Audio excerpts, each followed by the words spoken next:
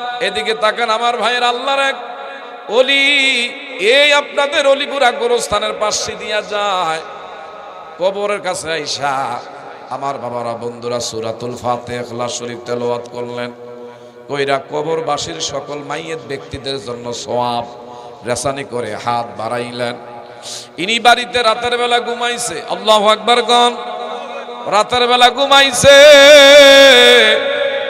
হঠাৎ করে ঘুমের ঘরে এই গুরুস্থানের সকল মাইয়েত ব্যক্তিদেরকে আমার আল্লাহ খাবে দেখায়।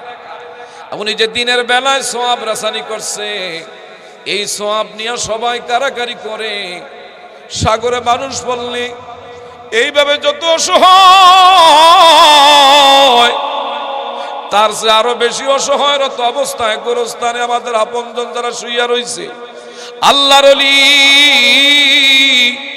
দিনের বেলায় যে তাদের জন্য সওয়াব রেসানি করলো, রাতের বেলায় খাবে দেখে বাবা আজকে যারা এতক্ষণ বসা আছেন, খোদার কসম করে বলি এই গুরুস্থানের যারা মাইয়েত ব্যক্তি তাদের কাছে ঈদের চেয়ে বেশি আনন্দ হচ্ছে, বলেন মারহাবা।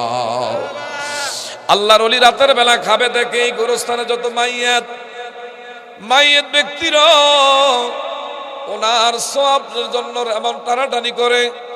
সবাই আমার ভাইরা উপসে ভরা ভিড়। যেইভাবে আমার ভাইরা আমাদের দেশের চেয়ারম্যান মেম্বার, আমার বাবারা বন্ধুরা গত 2 বছর আগে যেইভাবে করোনা ভাইরাসে কত বড় আমার বাবারা বন্ধুরা অর্থনীতির উপরে আঘাত হানছে, এখনো সেটার অবস্থা চলমান, ঠিক না বে ঠিক? আমার ভাইরা ওইভাবে জাকা আমার বাবারা বন্ধুরা এমন রিলিফের মাল যেইভাবে সিরিয়াল ভাবে দেয়, আজকে যারা এই জায়গার মধ্যে আপনার আপনজনের জন্য দোয়া করবেন, তারা কিন্তু গোরস্থানের মধ্যে আজকে সিরিয়াল ধরে রাখছে। এ বাবারা বন্ধুরা, আল্লাহর ওলি দেখে সবাই আমার নেকি নেওয়ার জন্য কারাকারি করে, কিন্তু একজন আল্লাহর বান্দি ইনি কিন্তু দিব্য আরামসে কত সুন্দর করে বৈশা রইছে, মুখের মধ্যে বড় হাস্যোজ্জ্বল, এমন কোনো মুখ মলিন নাই, দুঃখ নাই, কষ্টের কোনো চাপ নাই। আল্লাহর ওলি ডাক দিলেন, এগো মা, এই গুরুস্থানের সকল মাইয়েত ব্যক্তিরা নেকির জন্য কারাকারি করি, আর আপনি দিব্য আরামসে বড় সুখে বৈশা রইলেন, কেন ব্যাপার কি গো মা? মহিলারা ডাক দিয়া বলল, ওগো আল্লাহর গোলাম, আমি যেদিন দুনিয়ার জমিন ছেড়ে গুরুস্থানে এসেছি, ওই দিন আমার একটা নেক সন্তান রাইখা আসছি। এই সন্তানটা বিশেষ করে বাংলা বাজারে, সে একজন দর্জি দোকানদার। আল্লাহু আকবার কর। আমার ছেলেটা যদি দর্জি দোকানদার, এই ছেলেটা নামাজের সময় হইলে দৌড়াইয়া মসজিদ ইমাম সাহেবের পিছনে জামাতে শামিল হয়।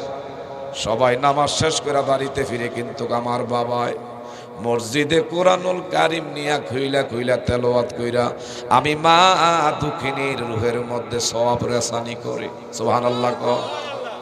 শুধু তাই না, আমার সন্তান যেদিন এমন নামাজ পড়া আমি মার জন্য হাত বাড়ায় বাড়ায় দোয়া করি, পূর্ব দিগন্তে সকালবেলা সূর্য আসমানে যেমনি উদিত হইলে গোটা পৃথিবী আলোকিত হয়ে যায়, আমার সন্তান যখন আমার জন্য হাত বাড়ায় দোয়া করি, আমার কবরের মধ্যে নেকির দ্বারা আলোয় আলোকিত হয়ে যায়, জান্নাতের নাজ নেয়ামতের ফুয়ারা জারি করে দেয়।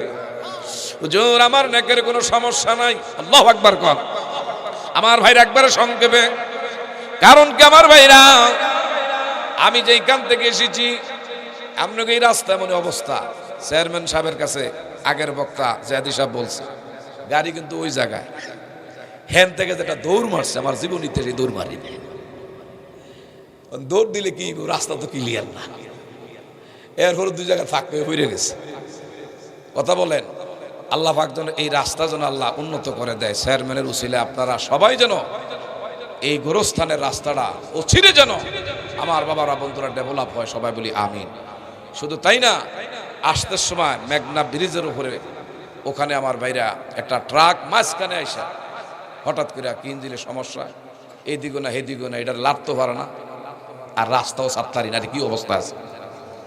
তারপরও মেম্বার সাহেবে বলছে আমাদের মনির আপনাদের এই সালাউদ্দিন মেম্বার সাহেব আমার অত্যন্ত মহব্বতের ভাই মৌলানা হাফেজ, আপনাদের বিশেষ করে আমার ভাইরা সন্তান শাহ আলম, আমার আরেক ভাই, অনেক দিন আগের থেকে একটা গভীর সম্পর্ক, এই গোরস্থান কমিটি অত্যন্ত একটা গভীর সম্পর্ক হয়ে গেছে, যার মহব্বতে এত কষ্ট সত্ত্বেও আপনাদের মাঝে আসছে। আপনারা কি বেজার হয়েছে? ওয়াজ করলে সারা রাত করণ যাবে, আপনারা শুনবেন, কিন্তু সারা রাতের ওয়াজের দ্বারা সমস্যা কি? ফজরের নামাজ অনেকে পড়তে পারে না। কথা বলেন ঠিক না ঠিক? সারা রাতের ওয়াজ এক পাল্লায়, আর ফজরের ফরজ যদি আরেক পাল্লায় দেওয়া হয়, ওজন বেশি হবে কোনটা? সারা জিন্দিগির ওয়াজ এক পাল্লায় দিলেও ফজরের 2 রাকাত ফরজের সমান হবে। গভীর মনোযোগ আমার ভাইরা, ওই আল্লাহর বান্দি ইনি বললেন আমার একটা সন্তান আছে, একটা সাফস উদাহরণ না দিলে বুঝবেন না। বাংলা বাজারে দর্জি দোকানদারি করে, নামাজ পড়ে, সুযোগ পাইলে আবার কোরআন তেলাওয়াত করে, আমার জন্য দোয়া করে। হুজুর গো, যেদিন আমার সন্তান আমারে স্মরণ করে, এই জন্য বাবারাও আজকে যদি আপনার মা বাবার এইখান থেকে আপনি স্মরণ করে আপনি একদিন চলে যাবেন, আপনার সন্তান রেখে যাবেন, এরা অবশ্যই এই মাহফিলে কিংবা মসজিদে নামাজ শেষে আপনার স্মরণ না কইরা পারবে না। কথা বলেন ঠিক না ভাই ঠিক? আমার ভাইরা, হঠাৎ করে আল্লাহর ওলি বললেন, এগো মা, এই সন্তানটা কোন গলির মধ্যে? ও সোজা মেন রোডের মধ্যে। কই তাই নাকি? কহ। উনি বললেন সকালবেলা আমি দেখব, ফজরের নামাজের পরে দেখেন খাবে দেখছে, আর সকালবেলা ফজরের নামাজের পরে 7টা 8টায় অলিহুর আমার ভাইরা আপনাদের এই বাজারে আসছে, বাংলা বাজার মেইন রোড দিয়ে যেতে যেতে রাতের বেলা যেইভাবে দেখছে ওইভাবে গিয়া দেখে সন্তানটা দর্জি দোকানে। এমন বহু দোকানদার আছে আজান হইলে শাটার বন্ধ করে দেয়। আমি নিজে দেখছি বহু রিক্সা ড্রাইভার এমন প্যাসেঞ্জার গাড়ির মধ্যে কয় শর্ত হইলে একটা, আজানের আর মাত্র 10 মিনিট, আজান হইলে কিন্তু আমারে আপনি রাখতে পারবেন না, হয় আপনি আমার সাথে নামাজে যাবেন, মনে না চাইলে গাড়িতে বসবেন, আমি আগে নামাজ পড়ব, তারপরে আমি দুনিয়া কামাই করব। গরিব হইতে পারে, ইমানের দিক দিয়া পাকাপোক্ত লোক আছে না নাই?